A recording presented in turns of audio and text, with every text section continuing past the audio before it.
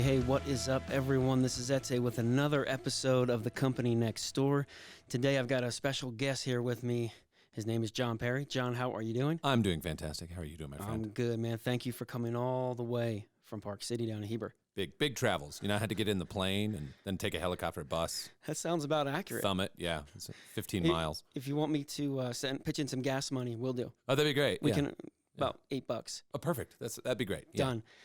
So John, for you guys, if you're in the lawn care space, you already know who he is. He is everywhere.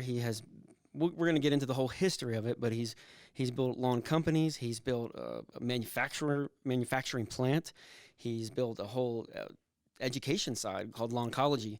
And that's probably, and I'm guessing there's more to what he's done, but he's just an influencer as well. So if you're in the space, you've seen him, you know his videos, and you can go online and find all his videos. But today I told him I want to talk. We're both kind of lawn nerds, and we kind of want to avoid too much lawn nerdy talking. That'd be great. Yeah, I think that. I like putting people to sleep as much as the next guy, but I think we could probably avoid that today. Awesome.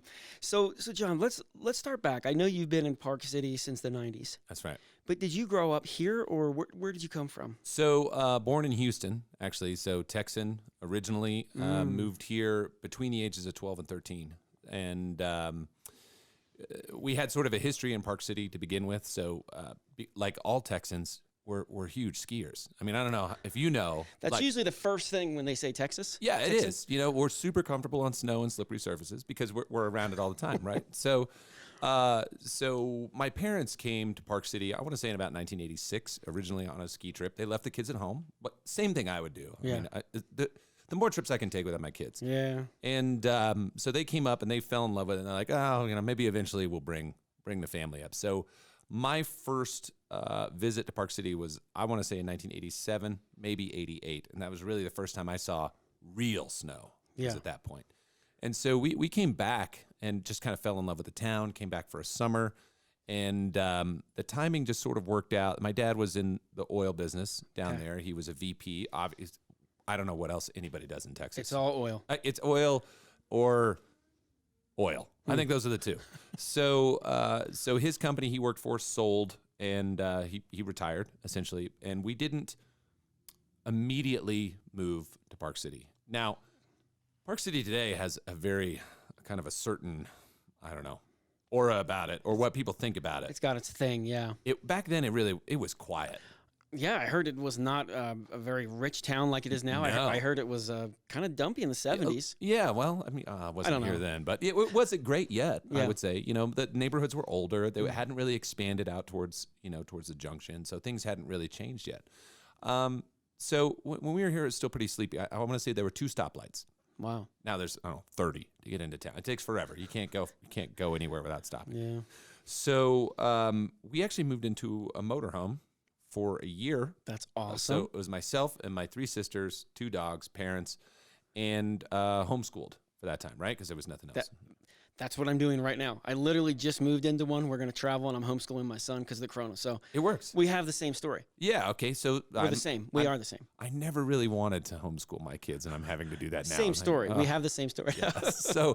So we did that, moved into a motorhome, traveled, and basically did a kind of living history in a way. So we went to all Civil War sites. We went to Revolutionary War stuff. We went to every single base and whatever there was, so, and just toured.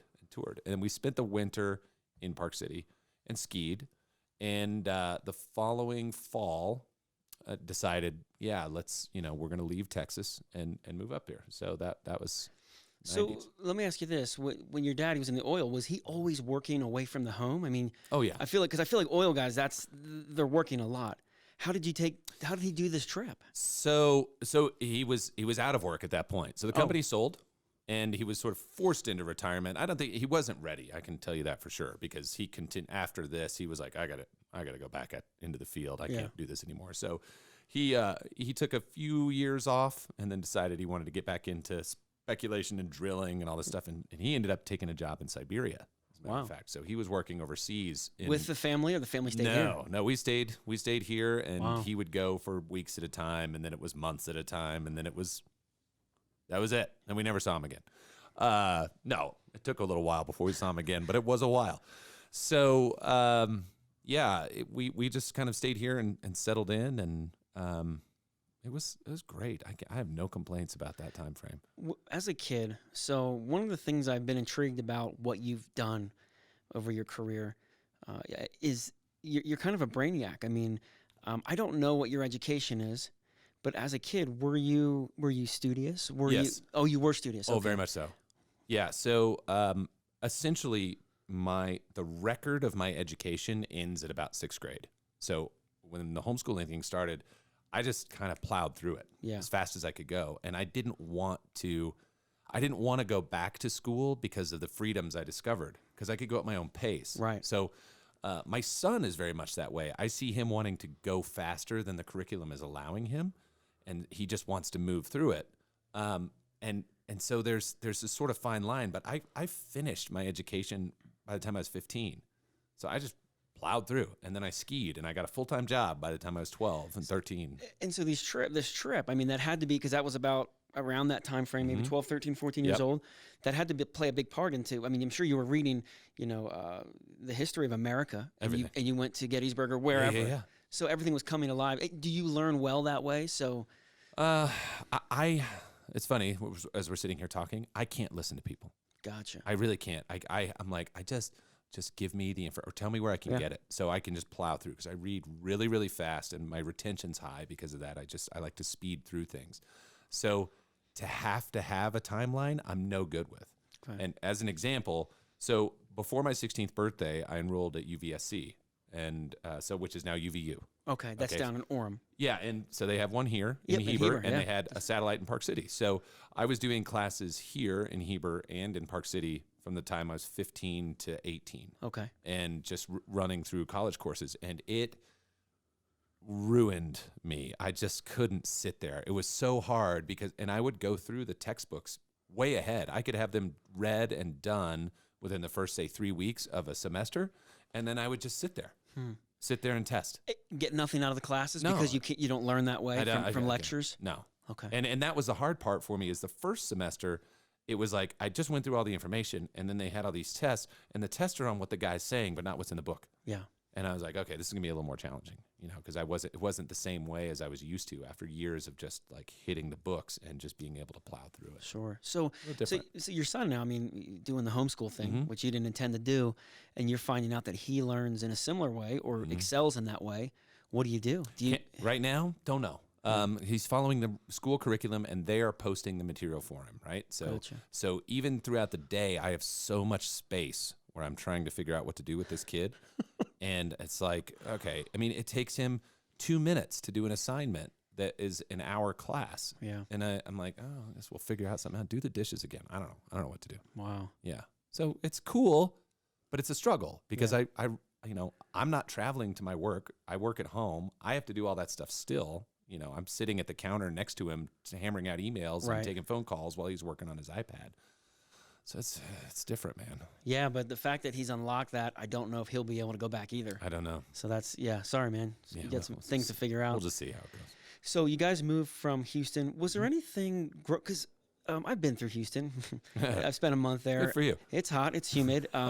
It's a corporate area. It is. Was there anything from growing up there, those first 13 or 14 years, that had an impact on you that you brought on as you went on to do business? Not necessarily. Or were you just a kid playing around, goofing off? Yeah, I used to have this theory that whatever your first job is becomes your career, which I don't really think is true, because we didn't really have much internet, and there's a lot of people working in the east side. But, I mowed lawns then, and actually I still have a flyer of this somewhere. This Perry's mowing business that I did when I was like 9 years old or 10 years old, and I flyered my neighborhood, and I started cutting grass. I had like 4 or 5 people I cut grass for every week. So my mom was a landscaper. So she, as a side business, she didn't really necessarily have to do it, but she loved it. Wow. So when I was little, born, she would take us out on jobs. Myself and my older sister, who's a few years older than me. And she had like a Datsun stake bed truck, and just put both kids in the front, and she would go do all this work, spread and mulch, planting stuff. So for me, it was early life that was horticulture, very early life for me. Yeah. Let me ask you before I forget later on, does your mom play any part or any role in any of your companies today or in the last 10 years? In the last 10 years, yeah. She passed away about 5 years ago. Okay. 5 years ago now. But yeah, she very much entrepreneur. Wow. Big time entrepreneur. Interesting. She had the first cell phone dealership in Park City, did the first digital satellites up there, had a rental car company, had like property management. She was doing all this stuff just herself. Let's just talk about your mom the rest of the show. Yeah, she's fantastic. So she would be way more interesting to interview. Well, maybe because she isn't here in flesh would be really interesting. Yeah, that'd be a little interesting. But if she was here, it would be pretty fantastic. So let me ask you this: when you guys came to your father was forced into retirement. You do the big trip. You moved to Park City. It sounds like your mom went on some different business ventures. Yeah. Was your dad part of that? Was it a family thing? What in the beginning? Okay, so before he decided to go back to work and start get back into the oil side, we had just some friends with some business ideas, and the first thing, and I want to say we were the first rental car company in Park City, and the first incarnation was called Mountain Car Rental.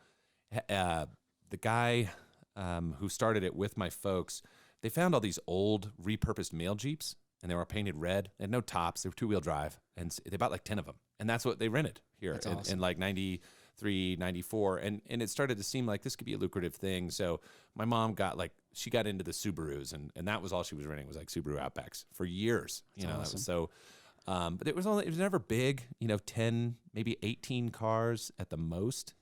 But there wasn't anybody else up here. Yeah, that's going to be enough. Yeah. So she ran that. When my dad started to work back overseas, when he was gone, she just kind of settled into doing that, and just kind of saw writing on the wall, as it were. Yeah. Got into the sundials before they broke ground out there at the canyons, and some of these other projects that were happening, and really parlayed it into some cool stuff. To make a living. After he left, that she was the main breadwinner for all of us. So let me ask you this: you said he left. He did come back. Well, no, not really. Sorry, I want to make sure I get the picture clear. Did they split? Yeah, they split. Okay. Before my 17th birthday. Wow. It was sometime around 16-ish is when that started to when he just decided not to come back from Europe. Wow. So he still lives over there. He's there today. Yeah. But that was I don't think I talked to him for like 5 or 6 years. I didn't even know where he was, like in the world. He was just he was gone. Yeah. But we have a close relationship now. You do now. Yeah. It took a little bit. Maybe even having the birth of my daughter really was kind of what started to glue that back together. He wanted to have her in his life for some part. Yeah. So your mom sounds like a really strong woman. Oh yeah. It was amazing. She just worked and made it all happen. So do you attribute your entrepreneurial spirit to your mother then? For sure. Okay, because you saw that growing up. You saw her just being creative, staying on top of things, coming up with ideas. And did you know at a young age that's what you wanted to do? I actually did. I always said, from as early as I was working, I want to have my own. I want something to be my own. I want to create something as my own. I want to build something as my own. And I want to make it bigger than the small pond. I didn't want to do something that was just local. Why? I don't know. It was just something. I always had this sort of franchise mentality that, cast a wider net, right? That was always what it was cast a wider net. And you can do really well locally. I mean, running a business local, I had a great spray service in Reno that grew rapidly and it was great, but that was not my goal. My goal was more of those. Yeah. It was to model that and take it into bigger and better areas. And really, my work, since I started early, like that kind of 13 range when I really started working, I worked at some ski shops at Park City for years and years. And, when I started there was one store, and then there were 2, and there were 3. And so I kind of got to see this progression and be right in that sort of customer service side and be just a major part of watching expansion and then how to manage customers like personally, in a different way. So a huge part of the way I do things and the community that I've got and the people I work with come from just that. That's just core like programming. Principles, I mean, and so that's been really cool to see how it all played out. But I just I wrote this down somewhere, and I've said this to my friends as well. I said, I wanted to create a business that all my idiot friends could do. And I said it just like that. Yeah. And your friends were like, thanks, man. And they're like, that's a great idea. Like, I gave you the opportunity. You missed it. But it evolved. It evolved into what it is today. So after you said you did some schooling on UVU, which was something else, UVSC or something you said earlier. What happened after that? Did you do any more schooling? Did you get a bachelor's? Did you continue? Or? No, I was just done. Because it didn't seem like it was working or a good fit for you. I was already to the point of, okay, I'm working. I think I know what I want to do. I was actually working at the Park City Nursery for a number of years in the summertime. Good crew. Too. Yeah, good great people. crew. Steve and Ann was with them. And that, again, I just kept kind of finding myself back in the horticulture side. And so there were a couple of core things that I really wanted, like a good community type of workspace where, you've got fun and friends and whoever you can surround yourself to build a business, right? And then I did not want to be behind a desk ever. So me being outside, vitally important. Yeah. And I still am. I mean, that has never changed. That's why I don't live where I work. Right. Because if I had to go into that place every day, I don't even know what would happen. It'd be terrible. Not only would I just ruin everyone's lives that work there, they're like, oh, come back out into the, but I can't do it. I'm not wired that way. And that's part of like the schooling thing, right? Like I need to be able to move and learn and do it at my own pace. If I have to just sit there, I just lose my mind. Wow. Yeah. And that's not like an ADHD thing. Sure. Yeah. It's It's the way you are. Yeah. And I can relate. So what was the first company that you started? I mean, you said at the age of 9 or 10, you had a little mowing business, but when you got around those ages, so coming into your 20s, did you have your first company up by 20 or where were you? Let's see. I was 22 when I had the first real one, and it was a polymer injection company. Okay. That was the first thing I did that was a real business. And so that kind of had some biological fertility attached to it, and it was basically working as like a drought control technique for lawns. Gotcha. So that was what that's really is what started me down the road. Where was that? I was here in town, in Park City? Yeah. Okay. And you just started that, and what did you do with it? Did you grow it? Did you just kind of do it for a bit and get out of it? Yeah, ended up doing it for a bit to get out, and it was really like maybe almost a 3-year business, but we were in the midst of a long drought at that point, and so people were really kind of conscious about this. Yeah. And so it sold really well. Like I was up and down the Wasatch Front. I was in Park City, and I did pretty well with it. But what I quickly realized is there was no residual. Gotcha. So that is the biggest key right there is when you're jumping into a business and it's got no residual, or the residual is 5 years in the future. Yeah. It's probably not going to be the best thing, because it works really well, but you're selling new customers every day. Every day, yeah. And you don't get to see them again. So, I really paid attention to that. So it got me into the tree fertility side, which is where and then got into the lawn so I could at least continue to have revenue on my existing customer base. Gotcha. And what I found was doing the lawns the way I was doing them and using more of a bio-based technique, we were already cutting water needs on the lawns by 20 or 30% anyway. So what do I need the polymers for? Sure. So it just kind of went, over the side. Yeah. So that's a powerful lesson to learn at whatever 22 years old. I mean, this idea of reoccurring. Yeah. That's a big deal.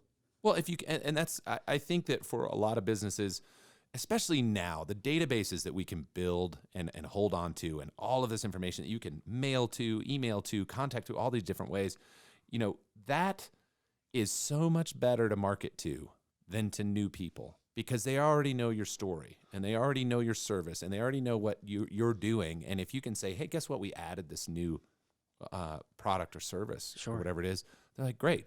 Your turn is huge. Right. And you're selling into your own base and just creating an even tighter circle, higher profit circle. And not having to keep, every time you have a new product, having to find new people and do all, because there's no marketing on that. Correct. Hey guys, you got a list, right? Yeah. So do you remember the name of that company? It was called A Different Drop. There's probably actually it was, I don't even know where that came from, but it was Different Drop. Yeah.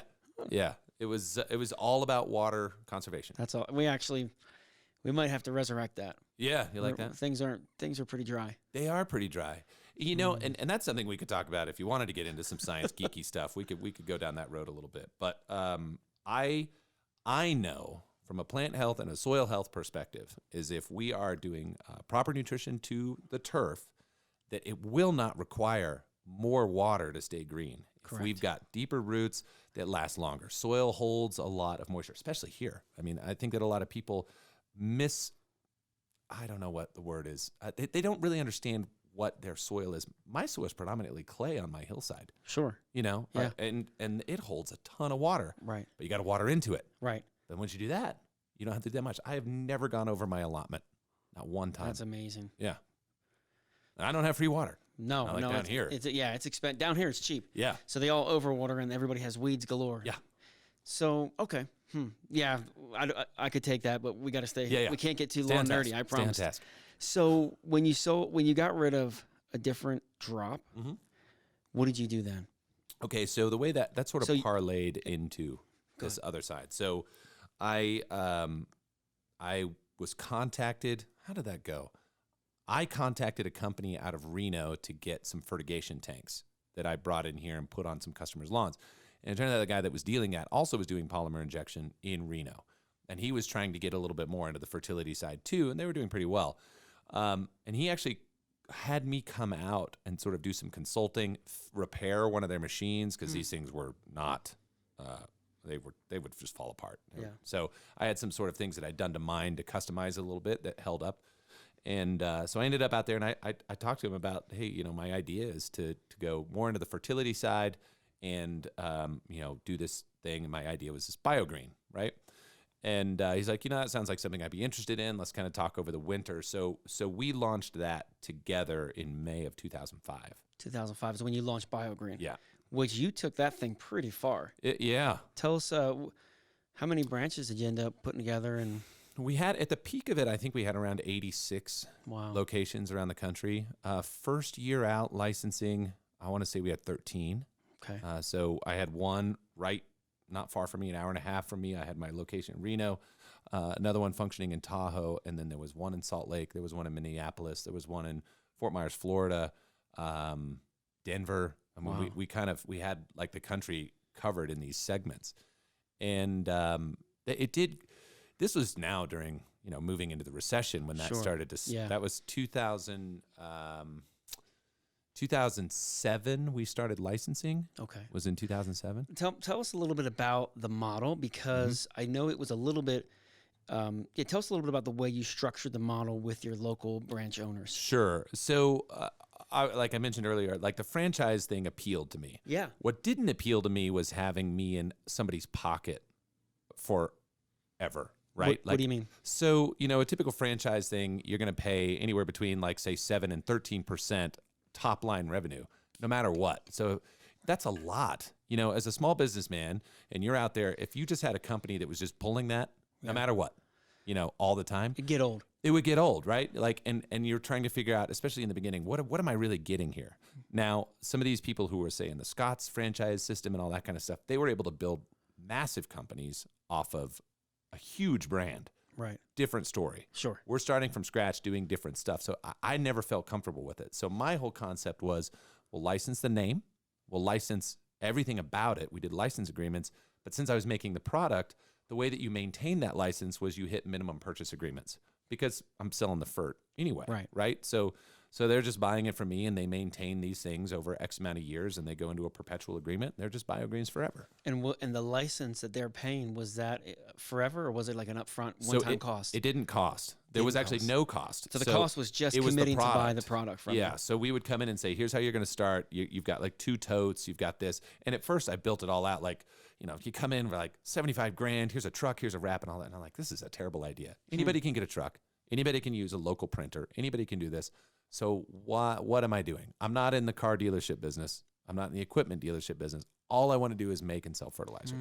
So that was it. Like, that was the whole concept is I make the stuff, I ship the stuff, they put the stuff on the ground, customers are happy, customers pay them, I get paid. Like, that was really how much thought do you really need to put into that? Yeah, but that's a very interesting model. Yeah. It's not that common. I mean, maybe there's in other industries. I'm not that familiar with it, so I think it's interesting.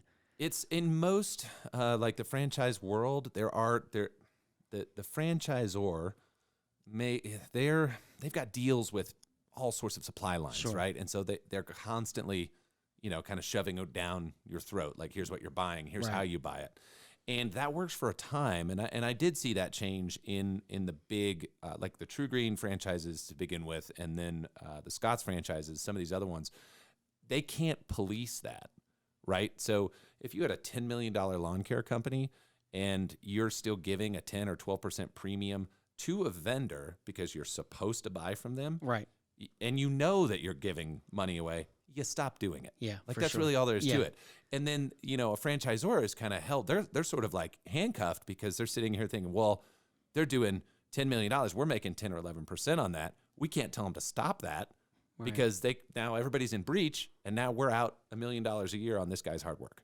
Right. So that's kind of how it started to devolve in the whole overall franchise system. So you get to about 80, 86, did you call them franchises? No, licensees. Licensees, okay. Throughout the U.S., what was your takeaway? Did you, at the end of it, after a few, because it's they still exist. Yeah. So they still exist. Yeah. Have you made changes to that model, or have you just been like that? It's still kind of the same thing, and you're happy, or would you make changes if you built another? I don't really offer it, I suppose, anymore. Gotcha. So, and I'll guess this leads into chapter 3, right? Like here's how it changed. So, we have these guys around. We have these locked-in license agreements. We have areas so that people can't compete, right? So we're having all these kind of geographical locations that are blocked off. It's based on zip codes. It's this. There's all these factors that went into it. Sure. And I was repeatedly getting questioned by these larger companies, like, "Hey, I'd like to get your stuff." Great, you just have to be a licensee. Like, well, we don't want to do that. It's like, we just want to buy your stuff. Like, well, I don't really know how we can do that because this is the model. Yeah, right? this is how you get it. So that's when we kind of went a little divergent and said, okay, how can we capitalize on these people? Because they don't want a brand. And all we had on the other side was the brand, right? Like, it was the BioGreen brand. That was the important part.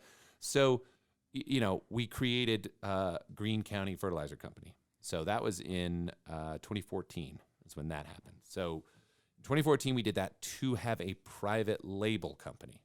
So we were dealing with larger companies who wanted their own label, their own brand, their own stuff, and that was on their fertilizer. And so essentially like a white label. You could pretty much create your products, and James's Lawn Care could put James's Lawn Care logos and things on it. As long as they hit that, it had to be a certain volume because to be worth our while, right? So we had to set it up that way. So and most of these companies were pretty big, and they're like, yeah, this sounds great.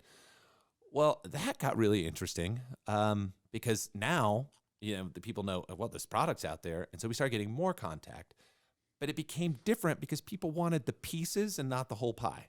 So it was like components. We're like, well, we see you have all this stuff in here. Can you just sell us those pieces or whatever? Gotcha. So I ended up splitting, which I just still don't fully understand, but it changed everything because I split out. I said, fine, we'll offer humic acid as it stands alone. We'll offer a sea kelp as it stands alone. We'll do a combo. We do that, and we do all of these different things, and it just went nuts. Yeah. Went ham. I mean, I didn't even, it was like, okay, well, here we are now.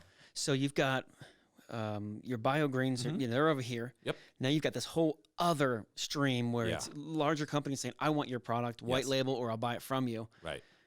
That sounds, it sounds exciting. It was. It sounds really exciting, actually. It sounds kind of like a dream and stressful.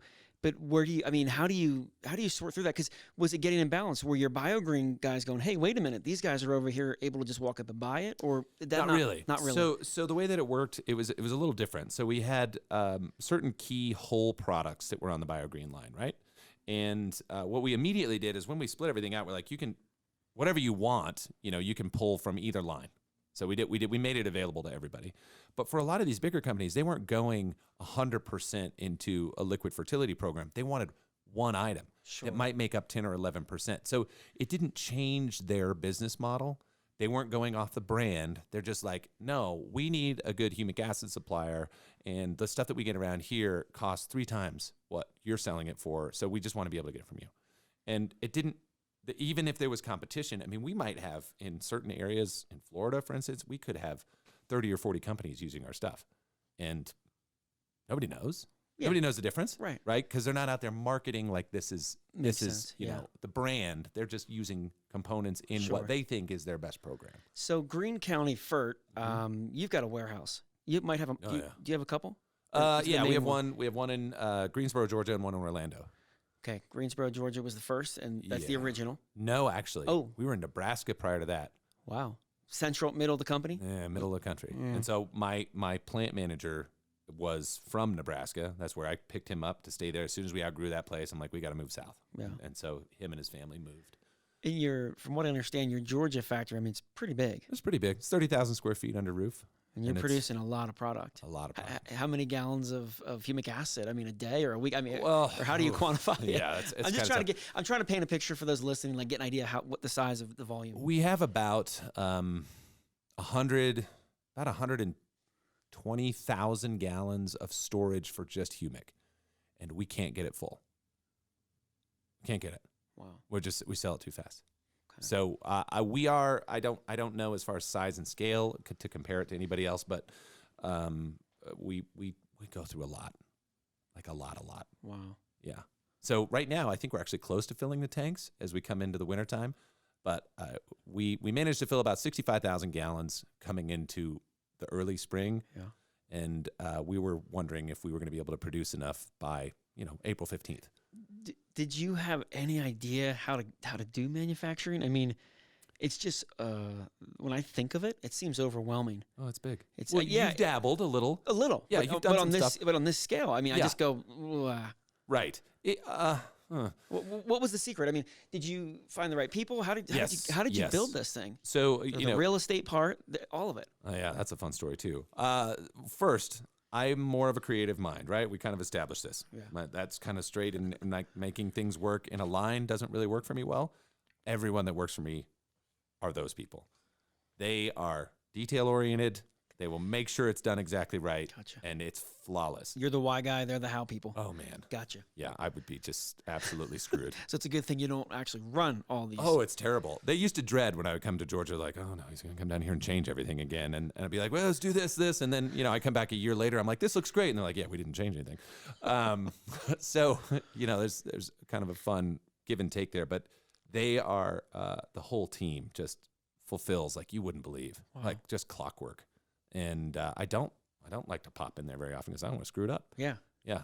Now at this point. So, development's been more fun for me, really diving into the soil science side, understanding the plant stuff, and really seeing what's missing in the marketplace to get it out there and sure to develop. It's been more my side.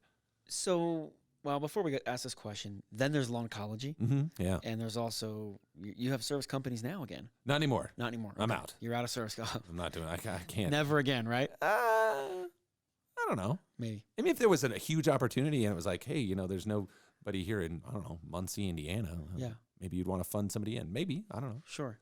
But I don't know.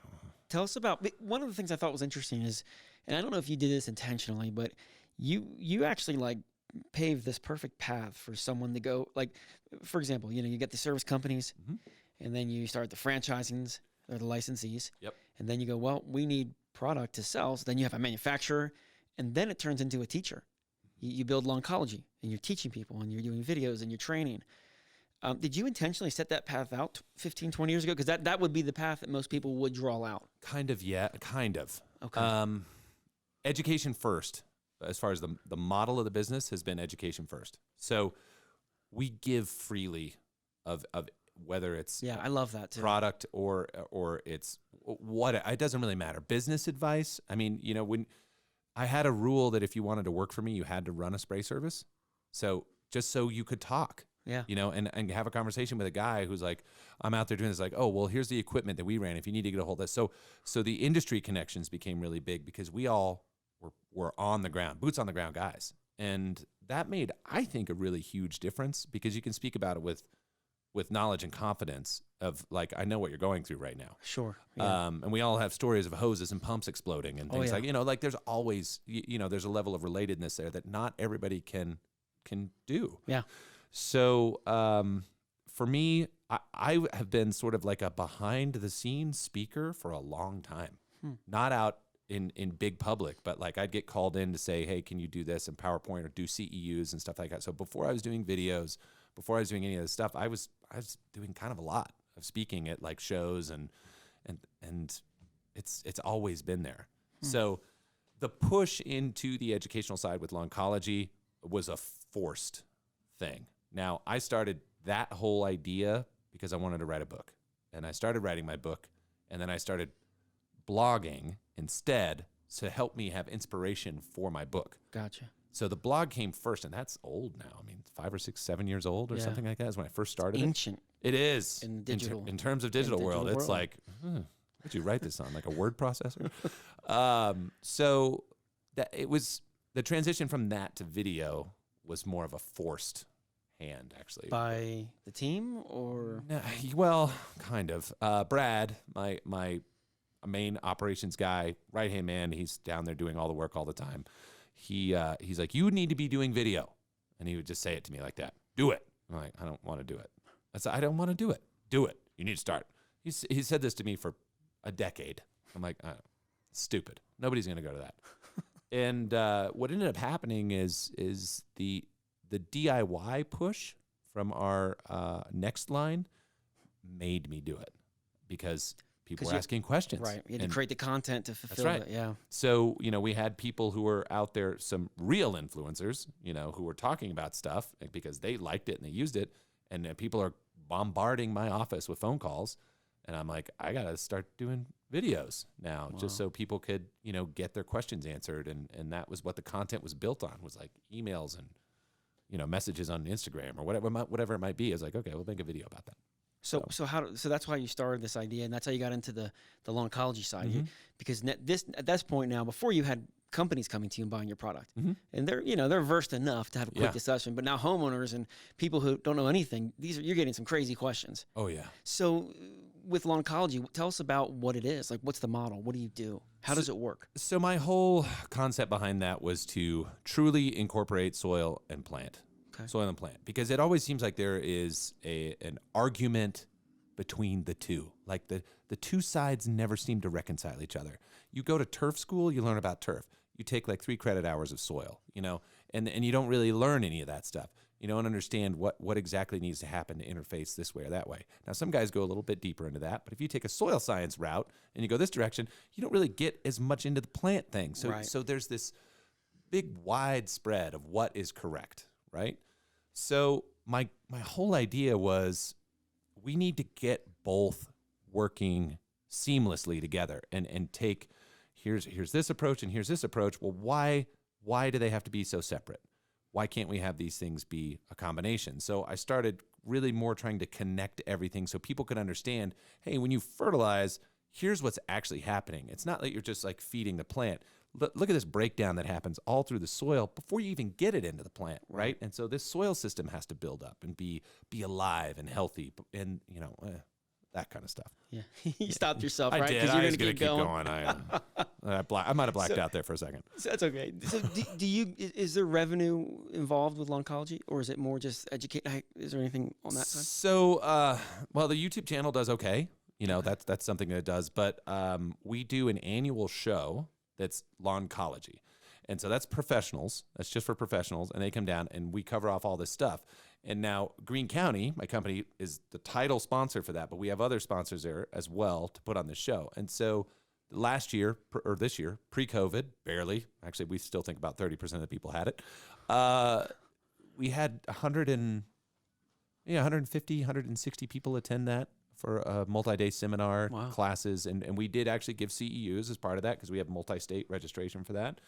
And where was that held? That was in Georgia. Athens. Okay. That was in Athens. And was it business owners? Yeah. Okay. That was all business owners. So typically what we've seen I think that was our 5th one that we've done now, 5th year. Wow. And about maybe 10% of the attendees don't do business with us. They come there, they learn about it, and then they become customers. So we have the opportunity to talk to them, aside from it. But the intent of that is not to sell product. It's just to educate. And it's marketing. We do a lot on marketing. We do a lot on the soil stuff. We do a lot on, chemical interactions. I mean, you name it. We have weed control presentations. We do the whole thing. Wow. Yeah. It's pretty cool. Yeah. I've seen some stuff I've seen. And I think that's actually how we met is you were one of the first people I ever heard about that was doing something that I actually was starting to come into, which was more, bringing in the bios, the organics, the compost, things like that into lawn care. Yes. because 10 years ago there was only a handful. Hey man, 20 years ago it was witchcraft. Yeah, exactly. Yeah. So that's what I really appreciate what you've built. Yeah. So what does your day-to-day look like now? Because you've got all these projects. I also know, I mean, anytime I go on YouTube, you're with either a lawn care influencer, you're being interviewed. There's a lot. Mm-hmm. What do you do? I don't even know, man. It's just. Is there a schedule like for the week or? Not really. So the whole there used to be. Before COVID. But around March 21st, that all changed. Yeah. But pre-COVID, there was a routine. Now, I'm still struggling to get there. So I still wake up really super early so that I can like start on stuff. One thing that I am doing that's not really, it's still kind of getting out there, is I do custom soil report and like fertility recommendations for people. So I offer that through my Lawncology website, and it's cheap, and I get a soil report from them, and I give them like 2 years of what they need to do in order to have like an epic lawn. And it's dirt cheap, but I film that. I set it out in front of me. I send them a YouTube link. It's all unlisted. And so I do that sometimes really early in the morning. Yeah. Because I have to do it when it's quiet. I have to knock these things out. And they're maybe between 5 and 7 minutes long, so they're not huge, but it's a lot of information to cover off for somebody. So I try to get up early to work the East Coast stuff. Then it's like kids are up, get them on Zoom calls. And then I have recurring ones I have to do as well. So I have those go on. But for the most part, it's just like answer emails throughout the day. I have more people trained to text me than to call me. So my phone doesn't ring a lot, which is nice. So but I am being communicated with on a regular basis through Facebook Messenger, through my regular phone messaging, through YouTube channels, through Instagram channels, email. I mean, it's digital, just bang, bang, bang, bang, bang all the time. So I've really been trying not to add anything else to it. Right. But as you grow, it just piles on. Yeah. And I don't know where the breakover point in that is to where I'm like, somebody else can answer this, pretend to be me. I think it's when you can't take it. Your sanity. That's it. I'm out. So what are you excited about now? I mean, how long, I'm not very good at math. Let's see, I'm trying to think how long you started. What's it been, 15 or 16 years? Yeah, 2003 really. 2002, 2003 is when I really started the journey. So I'm asking because, like me personally, I have a lawn company. I'm kind of tired of grass. I'm more excited about business and giving that service and finding new things and creativity. What's lighting you up these days on keeping you interested? Well, I constantly on the development side. So I have new things that'll pretty much come out like every year, every two. I have a couple of really fun things coming up. But it's interesting I guess the evolution is interesting, and maybe you'll be able to relate to this as well. So I do have fun making the videos. Yeah. I think it's pretty fun. And I've really enjoyed learning the craft more and kind of getting deeper into the editing game and visual storytelling. That's cool. And I can see it kind of transitioning a little more vloggy coming up, which I actually really enjoy. Yeah. It's fun. The business is at a point where I tell my team, I'm like, I'm just a figurehead at this point. I mean, I'm just talking about it. Yeah. Because I'm not down there in the day to day. Obviously I'm involved in the decisions, but it's different. So even for you, you come up, you have these other exciting things. You have this opportunity. Like if you have the right people in place, your business can just go run. Right. And you can dedicate the time to it, to work on it. Yep. Not be out there spraying. Absolutely. Not be repairing stuff. That's more where I am now. So I've got this thing running, and it's awesome, and it's doing very well. And then I kind of get to pick and choose some of this other stuff. But music is still really huge for me. Yes, we didn't even touch music. Yeah, love it. That's a big deal. The creative aspect for me is really what I truly am. Well, let me ask you this real quick. So when you're because you're a songwriter, what is your favorite when you're creating? How do you do it? Like, do you have to set aside time to create, or are you more just? It's all inspirational. Okay, so you might just be walking, hiking, and I got an idea. Okay. Yeah. Pull out the phone and sing into it. I would do that, and sometimes it would just be like, I like this line. Yeah. Like, that was kind of cool. Like, that's a sort of an ironic. I'm gonna just type that down, and then I get back home and be like, how does that go? And you just kind of find that melody, and like, what can you do with this? And then I just build it off that. And sometimes it's just straight in the moment. You're picking on your guitar, and in 12 minutes you have a full song done. Lyrics and everything. It's like, oh man, and it's just gotten so much easier than it used to be. I mean, I have notebooks and files from when I was younger in my teens writing songs. I have a box full of songs. I look at that. crap. All of it. I mean, there's just nothing. I can relate. Yeah, you write 1,000 songs and 2,000 of them suck. That's really how Yeah. it goes. So yeah. And you're playing in a band. Mm-hmm. I mean, Yep. not playing right now because of COVID, but what's the name of the band? Silver Strike. Silver Strike. Yeah. Awesome. Yeah, we have a lot of fun. It's fun, and it definitely has had its challenges because we went from like, oh, this is going, and then, well, now what? So what has been some of the hardest times? I mean, building businesses and, well, life in general is just not easy to get through it. Take away the business. No. And adding business, I mean, you have to manage so much stress and people and pieces moving. Has there been a time where you're just like, I'm done. I hate this, Oh, yeah. Usually around every, I don't know, October. It's about the time I'm done with it. Right now? Yeah. When I was spraying lawns, it was every July. I'm like, I'm done with this. Yeah, it's so hot. It's yeah. July. You're like, I don't want to ever do this again. And by the time September rolls around. No. Have you ever had a long, cold winter? Yes, I'm from New Jersey. Yeah. So have you ever had winter. one in your business? Yeah. A long, cold winter? Yeah, we had one that lasted like 8 years. It was like trying and struggling and growing and putting everything back into the company to let it go. And it was like, how do we make it? What's the next step? How much more, just invest in, back in, find the right people, grow the thing. And it wasn't easy. It was never easy. Yeah. And to say that it's easy now, I think would be a stretch because it's a different set of challenges. Right. Yeah.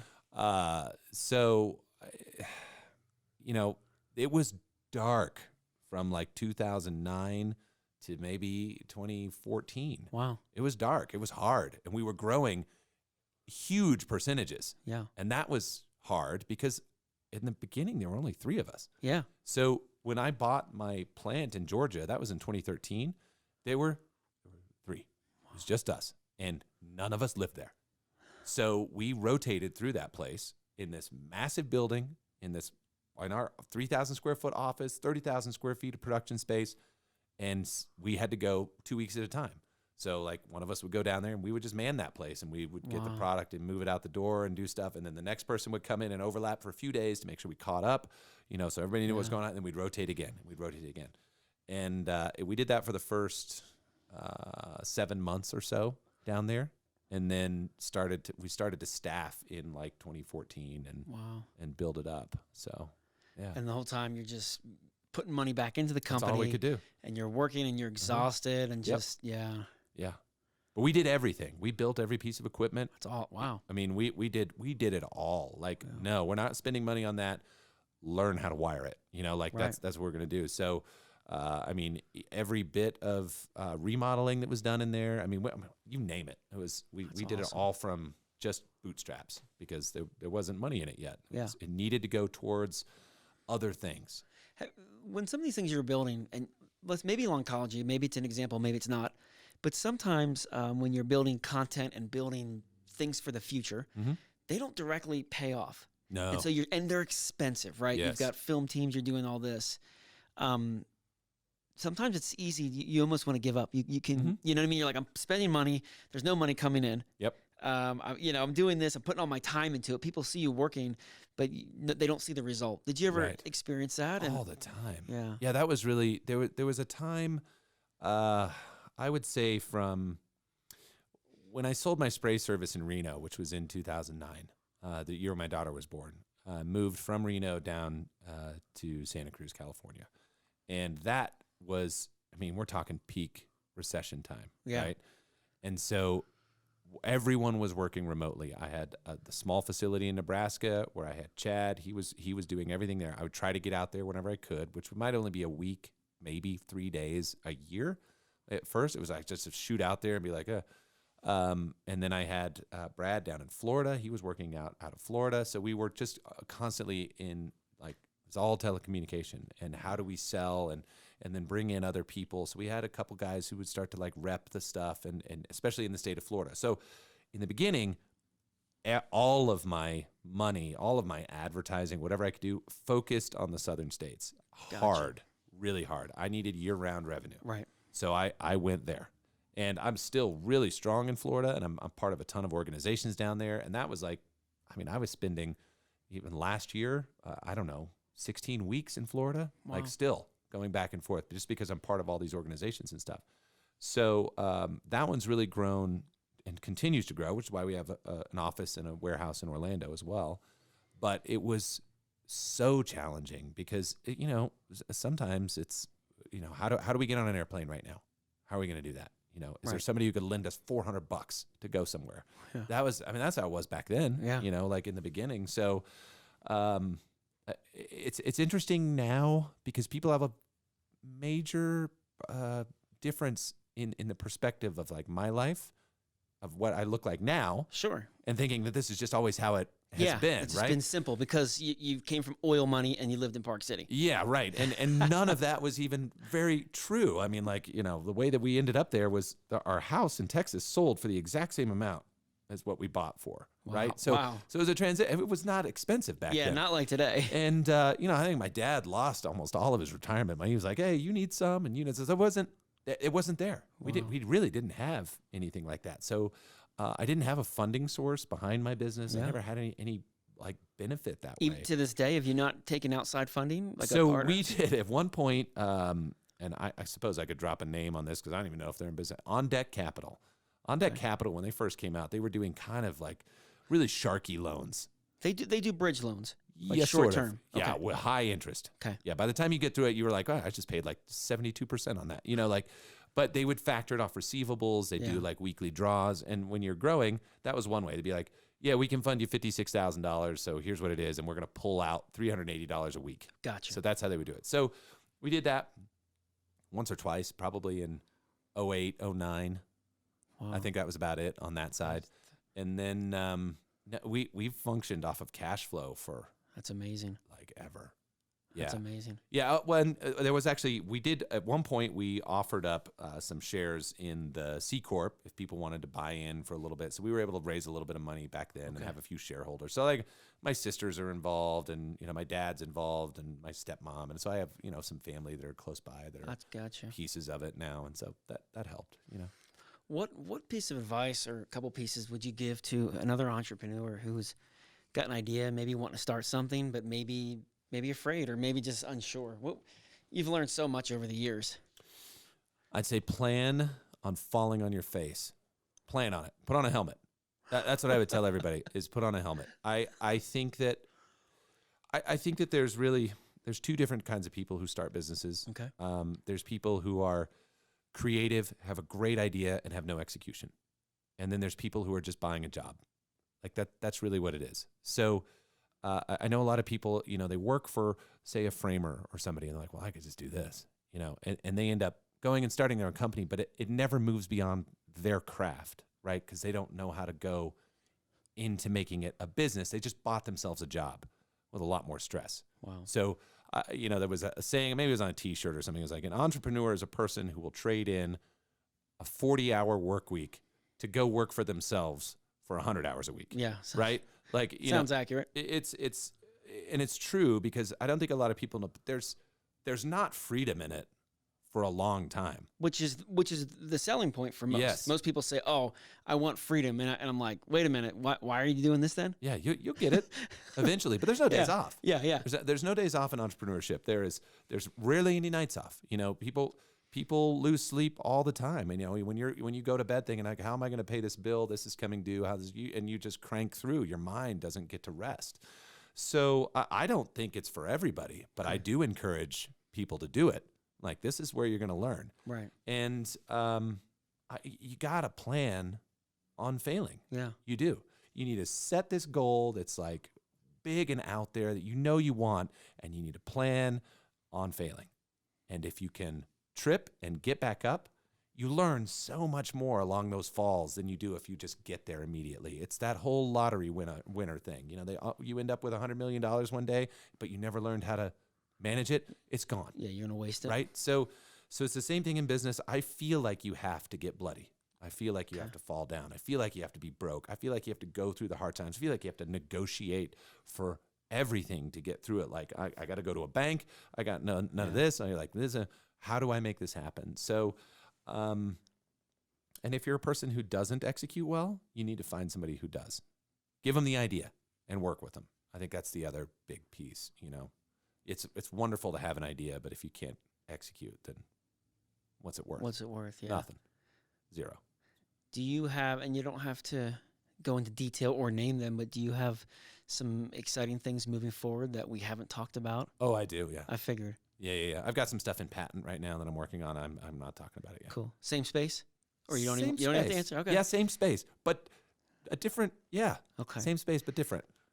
So, what do you see as the future of where the industry's going, the lawn care industry? Because I've been watching it. I'm a student of it. Mm-hmm. You've been watching it longer. Yeah. So I've up until this point, I feel like I've been a pretty good predictor of how things were going to look for the season. In fact, coming into 2020, I was pretty certain on how things were going to go, and I can just adjust it a little bit, and we could talk about the COVID side of things because everybody got scared in the spring. Everybody got scared in the spring, and when we did, we're like, I don't know what does this mean for us? Is lawn care going to stop? Right? So how do we plan for that? That wasn't the case. So maybe there was a little hiccup that happened, but the industry still grew, and it grew really well this year. Yes, it did. Which was what we speculated on at the beginning of 2020. And I think I'm in an article in Landscape Management talking about it last year. Like, here's what I think is going to happen. I think that we see a surge again because and it's funny, but it was because the employment rate was so high, nobody had time to do it anymore. So the service side was going to grow. There was just no choice but for it to grow. And then all of a sudden there's more people unemployed. Well, from a weird flip side, a lot of the people that became unemployed weren't people buying lawn care anyway. They weren't the service people. They're more hospitality workers and things like that, which is terrible. I'm not minimizing that by any means. Sure. But it didn't affect the people who were buying lawn care. What happened this year, which I think was pretty cool, and I don't know how it's going to play out, but it was pretty cool. My buddy Kendall Hines, he has a company called Lawnbot. You know Kendall? I was on a show a couple weeks ago, and I know you're coming up. Yep. So he had this great idea, and it couldn't have come at a better time. Yeah. Contactless sales. Yep. Right? I'm not necessarily a fan of contactless sales. I like meeting people. Sure. I mean, like, if we had to do this from Zoom, it would be way less interesting. Yeah. You'd be like, Yeah, I don't even like watching Zoom interviews that much. It's terrible. So that piece is going to expand big time. Contactless sales, AI, that's going to be big. I hope people don't get complacent with that and they still do actually have interfacing with customers because I think that I still remember the names of so many of my customers. Yeah. They would just love to come out and chat. Yep. And you just like, oh, I'm so excited to go see Mrs. Smith. She's going to come. She always got lemonade or whatever it was. Yeah, you do. Yeah. So I hope we don't lose that in this industry. But I don't see it going anywhere but up still. I've watched the percentage of lawn care change from like, say, maybe 1 out of 7 homes take it to like 2 out of 7 to up to 3 and 5 in my time. I mean, that's significant, so we're seeing this huge influx of people who are like, I don't even know how to take care of that stuff. So just call the guy. Yeah. Which is good if businesses are ready for it. Right. That's the other part. Yeah. So I see it still growing. Yeah. I think, and I love all the AI. Yeah. Kendall, his work is great. I'm doing some bot projects myself. And I think you're right. The key is we have to make sure if we have these bots that are helping us out so much, we better have even better customer service, in my opinion. Absolutely. We better give experiences for the customer that we've never been able to give. So here's something interesting too, and this is just strictly service side. Like the service industry right now is booming. I don't know why, because we couldn't get, I don't know, a cleaning service or a window washer or anybody to come to that for a little while, and people kind of freaked out, like I have to do all this stuff. Well, now if you call to try to get one of those, they'd be like, well, we're 7 weeks out. Yeah. And you know what you say? Okay. There's no rush. Yeah. Like, I need it. I'm not going to go shop for it. It's like, yeah, okay.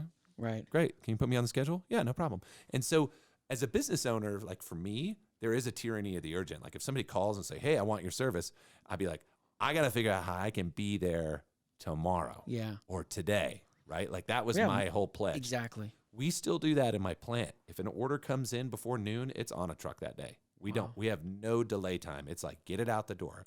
If it is at 12:01, we'll try to get it on that day. But it's like that. So I still have that rush, but now I have the experience of people being like, I don't need it right away. I just need it. And now businesses are learning how to adapt to this like future scheduling thing which I don't think people are typically good with small business. I really don't. But I just had this experience with a screen company, window screens. Could I have done it myself? Probably. Yeah. Would it have looked right? Not questionable. But I called and it was like, yeah, we're 5 weeks out. I was like, okay, how firm is that? It was pretty firm. They said, if anything cancels, we can move you in or whatever. But they were on it, like at just before the date. Okay, we're going to be out there at this time. The day before, like, well, we did have one cancel, so we're going to come 2 hours early. So I got to see this small business adapting to this change. Awesome. They're busy. And I'm like, absolutely, it's fine. I'll be here. Come to that. Where am I going to go? I can't go anywhere anyway. Yeah, we're all locked We're all up. just staring out the window, hoping somebody's going to knock. Do you have any regrets building these companies? Not regretting the companies themselves, but are there any decisions you've made that you regret, where you think, darn, if you look back, I could have done that better, or I could have been better here, or? Yes. I think in an effort to cast a wide net, you spend money beyond your reach. Yeah. I'm familiar. Yeah. So I used to have what I called the education fund. And the education fund was not something that I knew I was spending, but at the end of the year, I go like, well, there went 50 grand, I do know. for years. I was like, man, not another one. Like I'm just paying for college every year. I'm just paying for college. And again, you learn and you don't do it again. But we tried, any way we could go to get our name out there in the beginning. And it's funny. I'm talking 12 now, maybe when we started to really push 12, 13 years ago, it was still very different than today. Yeah. Very different. We did so much print, and then like talking to like weird little TV shows and stuff. Like, can I get on there? Like, because people still actually watched regular television. Right. That was the thing. I did crazy well on radio for years. But I think about like because of the voice. It's the voice. You have the radio voice. Listen, guys. It's listen ridiculous. To that. Yeah, you're making me sound bad. But those kind of things, maybe getting too excited. I did find this. This is one thing I can tell you for sure, and maybe you've experienced this as well. In the sales side of things, it's hard to find a really great salesperson, somebody who really does a good job of representing both your company, your product, and your ideals, and they can close, right? I found that if somebody walks in the door saying, here's what I'm going to do for you, I should just show them the exit, because it never works out. Like if you come in big, you end up leaving big. Yeah. And that's been something that I've found, and maybe this isn't a truth. Like I'm not going to speak this as an absolute. Sure, but sure. If you come in humble and knowledgeable, and you're able to connect with your customer, you're going to do very, very well. There it is. That's it. I actually believe that so much. Yeah. I think it's important. I think that you come in boastful, people stop listening. Yeah. They're like, oh, Yeah. No. that's cool. Yeah. Yeah. Just here's the information. Here's how it works. Here's your price.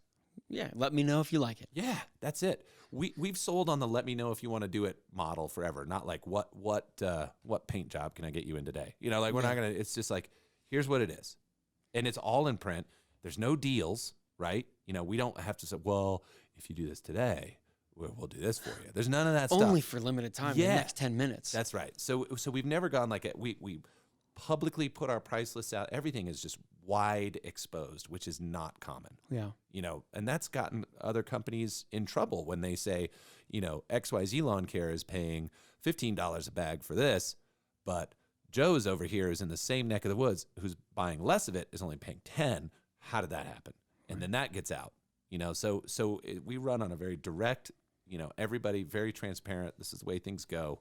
And it helps. Nobody guesses. That's interesting. I actually had a conversation yesterday with an entrepreneur who said that they did not want to put their prices online or their videos, their content building, because then people know. Yeah, And I'm the opposite. Same here. Shove it out there. Yeah. And because people will look. Yeah, I get annoyed if I can't look. When someone comes to your website, it's the first thing they're going to look for is it the right fit and how much? Yeah. And if I can't find how much, I don't want to call. Agreed. I don't want to email. I don't want to fill out a quote and then they'll call me later. I don't want to do it. No, the insurance companies ruin that one for us. Like, Yeah. oh, is this the Utah health insurance? Like, ring, phone's ringing from 90 different people, and you never get a thing. You still don't have an answer. So that was another piece of it is, we print it. We get all the price lists out to people. We show them what it is. There's, it's so simple to have integrity and just, here's what it is. We don't wheel and deal, because what if somebody said something to somebody else and somebody said this, and does that, and like, what good does that do you at the end of the day? Do you think business is simple when Actually, you strip it all away? I know really some people, they want to make it some complicated and they're some big hero, and some just think, It's relationships. That's what I say. That's all it is. Yeah. That's all it is every day. It's talking to people every day. It's getting to know people, knowing your customers, your kids, their names, their pets, their birthdays. I mean, like stuff like that. You get to know people, make a lot of friends. And I think that's really important too, is I don't have trouble having people who I do business with who are also friends. That's not a problem. If they chose to not do business with me, it doesn't mean they're not my friend anymore. Right. So, I still have people like that who's like, yeah, we've known each other forever. We met through business. We don't actually interact that way.